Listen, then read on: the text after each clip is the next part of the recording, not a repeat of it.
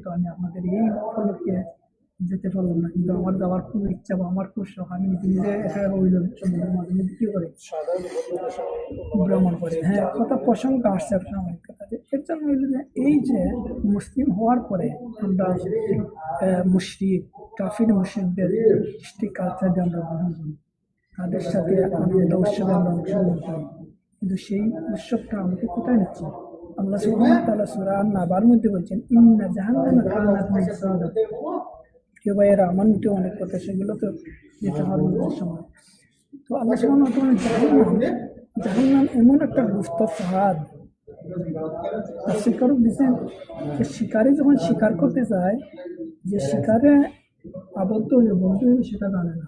চুরি চাকরি বলেন, যে কিছু জন্তু জানোয়ার বলেন, যে শিকার সে জানে না যে তার জন্য এখানে মরণ পাঠ আছে, তার জন্য এখানে বন্দুক তৈরি করে গুলি সামনে আছে, সে জানে না। সে তার মনের আনন্দ স্বীকার করতেছে না। শিকারি তো শিকারি গোপনে আছে।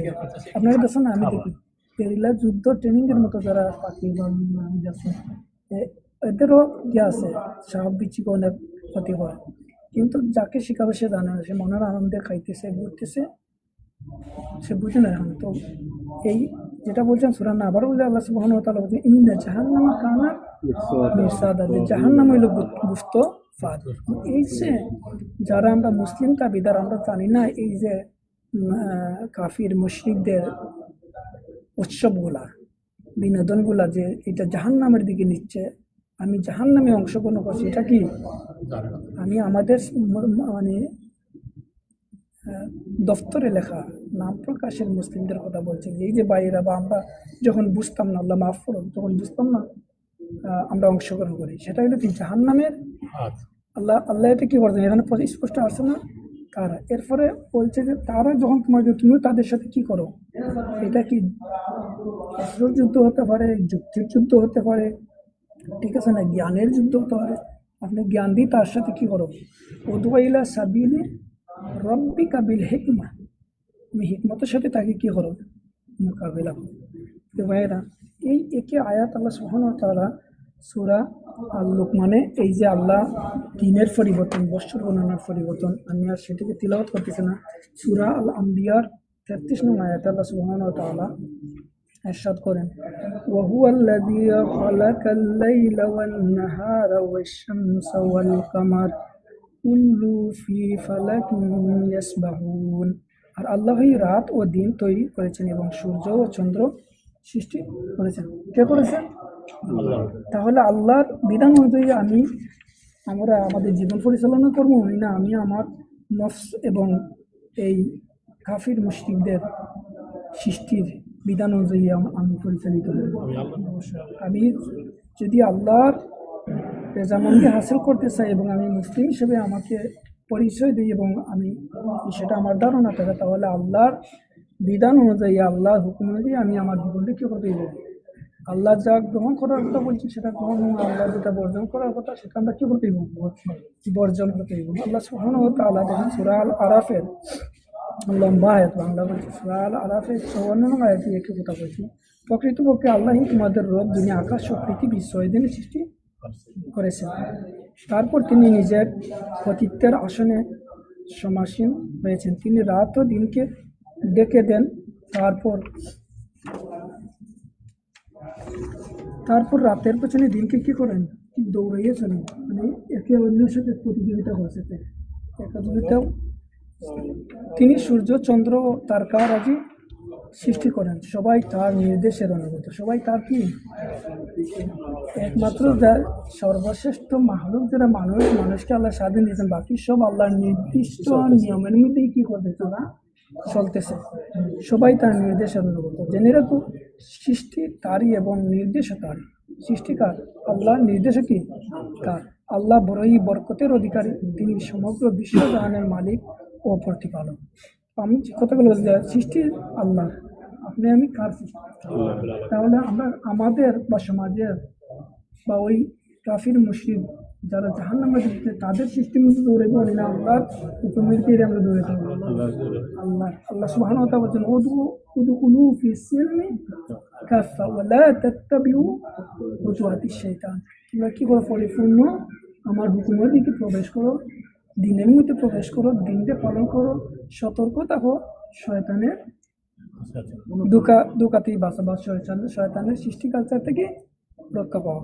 প্রিয় ভাইয়েরা, নতুন বছরে আমাদের করণীয় কি, আমি একটু সেটার দিকে লক্ষ্য করব। নতুন বছরে আমরা পরিকল্পনা নিতে পারি।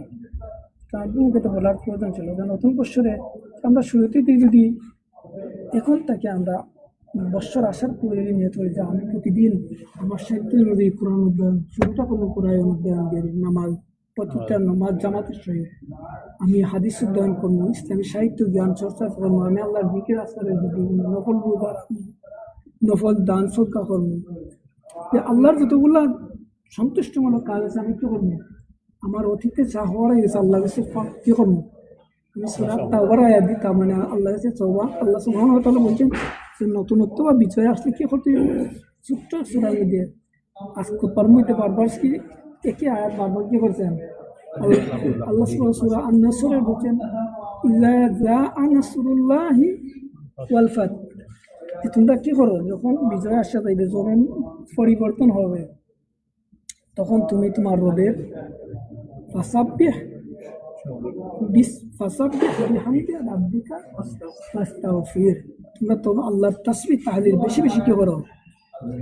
তাহলে নতুনত্ব আসলে আমরা কি ফাহেসা বিনোদনের মধ্যে কুচকাওয়াজ, রং মারা, অশ্লীল গান বাজা সেটা পাবো না, আল্লাহর কাছে ইস্তিগফার করবো, জিকির করবো। তো আল্লাহ সুবহানাহু সেটা বলছেন যে আমরা কি করবো, নতুন অর্থ আসলে আমরা ইস্তিগফার করতে হবে।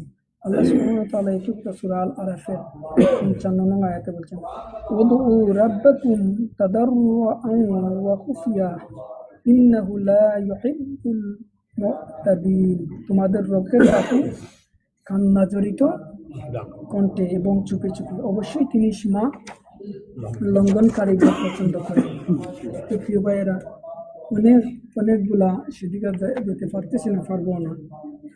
আমি আমাদের সবার এই পর্ব এর প্রথম যে আদেশগুলো আছে সেটাই পেশ করে আমি আমার আলোচনা শেষ করি ইনশাআল্লাহ। তো প্রথম হলো যে আমরা এই যে আল্লাহ সুবহানাহু ওয়া তাআলা দিন এবং রাত্রি পরিবর্তন করেন, বৎসর আল্লাহ সুবহানাহু ওয়া তাআলার নির্ধারিত একটা হুকুম, বৎসর পরিবর্তন হওয়া, মাস পরিবর্তন হওয়া, মাসগুলো কি করবেন আল্লাহ সুবহানাহু ওয়া তাআলা 12টা মাস কোনো মানুষ কোনো আল্লাহর সৃষ্টি তৈরি করেন না, আল্লাহ সুবহানাহু ওয়া তাআলার কি বিধান, মাসগুলো পরিবর্তন হওয়া। এবং এই নতুনত্ব আসলে আমরা কি করতে হবে, বেশি বেশি আল্লাহ সুবহানাহু ওয়া তাআলার কাছে তাওবা করতে হবে, ইস্তিগফার করতে হবে এবং আল্লাহর বিধান মেনে নেওয়ার জন্য পরিকল্পনা করে দেব। এই উপস্থিতি রাসূল করিম সাল্লাল্লাহু আলাইহি ওয়াসাল্লামের বাণী হলো عن شداد بن عوف رضي الله عنه قال قال رسول الله صلى الله عليه وسلم الكيس من دان نفسه وعمل لما بعد الموت والعزيز من أتبع نفسه هواه تمنى على الله رواه الترمذي। যে আল্লাহ রসুল সাল্লাল্লাহু আলাইহি সাল্লাম শাদ্দাদ বিন আওস রাদিয়াল্লাহু আনহু বর্ণিত, তিনি বলেন রাসূল সাল্লাল্লাহু আলাইহি সাল্লাম বলছেন, যে ব্যক্তি নিজের প্রবৃত্তিকে নিয়ন্ত্রণ